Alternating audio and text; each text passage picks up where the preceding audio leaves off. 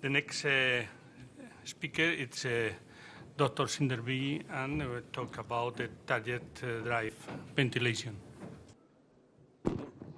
Thank you. First, I have to say thank you to Jason for an excellent introduction to this topic. And I think I could, it's like without him, I would not be able to do this in a sense, because it's a very complex topic to get into this closed loop ventilation.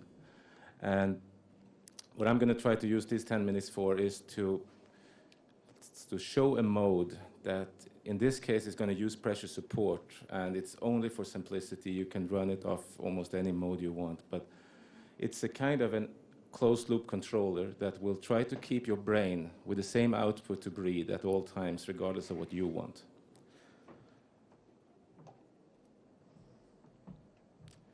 Now, to start here, like as Jason already pointed out, it's a complex system to breathe. And we have the central nervous output that goes through the phrenic nerves, in this case to the diaphragm. Diaphragm contracts, chest walls and lungs expands, the airway pressure, flow, and volume is generated. Now we have fancy words for this. The first part down to the muscles generating the pressure we call the neuro-mechanical coupling. And if we continue further down or up to the mouth, we get the airway pressure flow. We say that this loop is the neuro-mechanical, neuroventilatory coupling. Now, today's technology is mainly working at the airway pressure, flow, and volume level. And that means that one signal has to start here and go through all the steps, through the neuroventilatory coupling. We have tried to develop technology that starts at the level of the diaphragm excitation, which is when the electrical activity of the diaphragm occurs. That is before a contraction takes place. Now, first, to give an example of neuromechanical uncoupling, we had a study a few years ago where we did exercise in COPD patients. And this little slide here is only to show that when COPD patients exercise, they do hyperinflate, and I don't think anybody is surprised by that. Now, this is minute ventilation versus the peak activation of the diaphragm in percent of maximum of these patients. Well, PDI, which in this case is expressed in real units, centimeter water, goes up as minute ventilation goes up, but extremely little. And at some point, it actually turns over and starts to even show a tendency for a decrease. Now, diaphragm activation, in contrast, goes from about 25% in these patients up to about 80% of the maximum activation. So we have a clear dissociation between the pressure that is generated by the muscle and the activation that the diaphragm sends out, or the brain sends out, in order to get the muscle going. So somebody is calling, but somebody is not responding.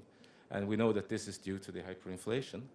So we could say that PDI does not indicate respiratory drive during dynamic hyperinflation. Now, this slide I already showed once today, but I like it, so we take it again. Now, these are healthy subjects breathing at rest without the ventilator. Tidal volume, half a liter. Diaphragm activation is about 7%. Severe COPD, activation goes up 5 to 6 times to get the same tidal volume. Also, patients with underlying neuromuscular disorders get the same response.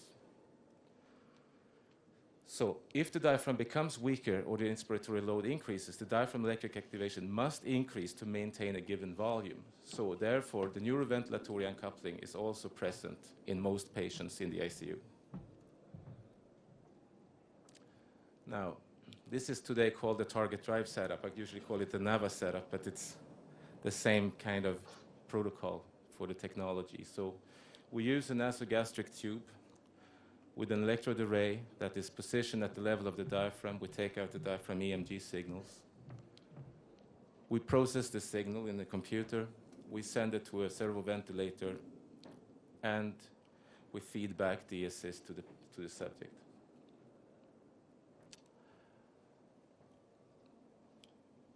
To get the signals out, we use a catheter. And I think for what Jason said here, that things are getting sophisticated with EMG, but I would say that EMG is probably the simplest way to measure anything. What you simply have is, like, in this case, 10 small wires that are located here. That's the stainless steel wires. You can see a blow up here, and you can see an even bigger one. They are the size of a hair when you take off the coating. And you put simply 10 of these rings on the thing. If you know where to position them and if you know how to process the signal, that's all you need, plus a good amplifier that you can buy off shelf. So complicated, I'm not so sure. Now, the basic concept for target drive ventilation is to control the neural respiratory drive at an optimal predetermined level. So in this case, we should say, okay, if a patient is COPD and when he is at home, he has 40% of maximum activation in every breath he takes. He comes into the ICU. How would you treat him? Well, if he is flow limited, maybe you should try to bring down his activation to very low levels. Maybe you bring him to 5% of his maximum because you want to have the least CO2 output in this situation. Is he not flow limited, you might want him to stay at 40% because you know he's going to get home sooner if he is like that. And this mode is to try to find these kind of optimal levels. We don't know them yet. Now, the working principle is very simple. We have a target level of diaphragm activation. We determine that as an average of the mean activity or the peak activity or the area of the activity. If there is an increased load, metabolism, or development of weakness, we simply assume that there will be an increased diaphragm activation because the response to the brain will say, I need to breathe more. It's increased load, or I need more air. And in that case, we would increase the assist. If we go below, there is a decreased metabolism or improved strength of the muscles. That means we are getting better, we are closer to weaning. Well, then we simply say, we assume that the diaphragm activation is reduced, and therefore we decrease the assist. So the rules are very simple. Now, to try to explain this for target drive with the pressure support, I simply made a graph here, which is the diaphragm activation on the y-axis, the pressure support assist on the left. And as you know, whatever you do with your diaphragm activation, pressure support does not respond very much. So you will have a pressure delivered at some level, regardless of what your activation is. Now, we do know from the study of Beck et al. That if we reduce the assist, the diaphragm activation goes up.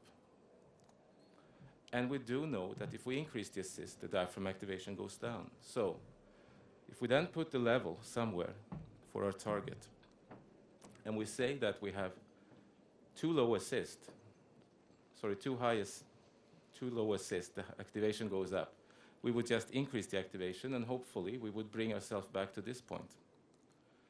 The same would go if you are at the too high level of assist. So the diaphragm activation is too low. We reduce the assist, and therefore we will come back within this range again.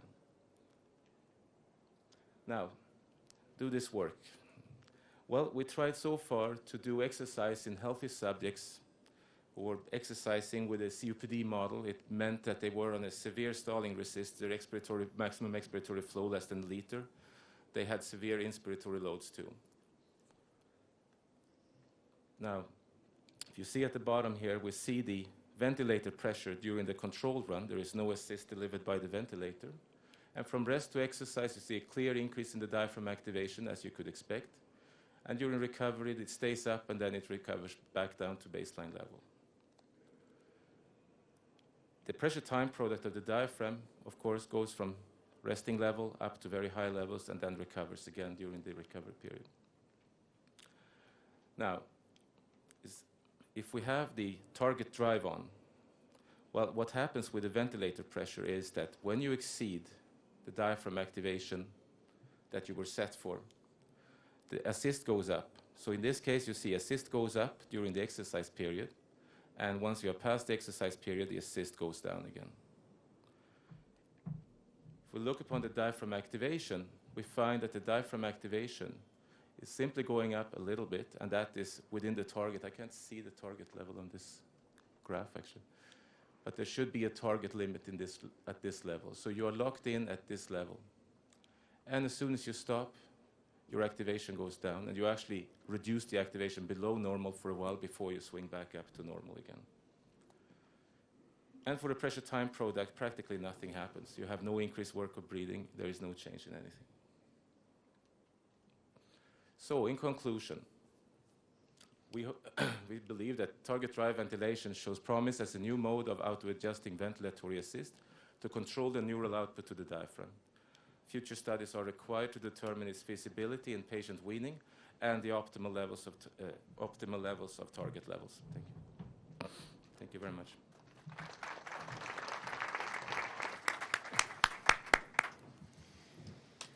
Any question from the audience? Okay.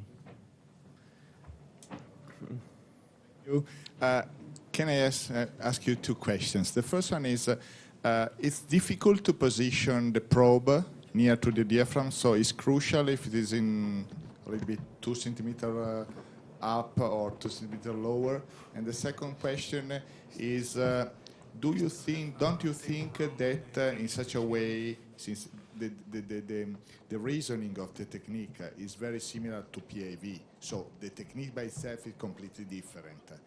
But I mean, instead to reason in terms of changes of elastance resistance, you reason, if I understood well, in terms of changes in electromyographic activity of the diaphragm. Don't you think that this technique could be much more useful in acute phases and much less in the weaning phase where you can have a sort of over assistance of the patient with this technique? So shift from weaning to acute phase? I think I start with the second question because that one is an iffy one, I think.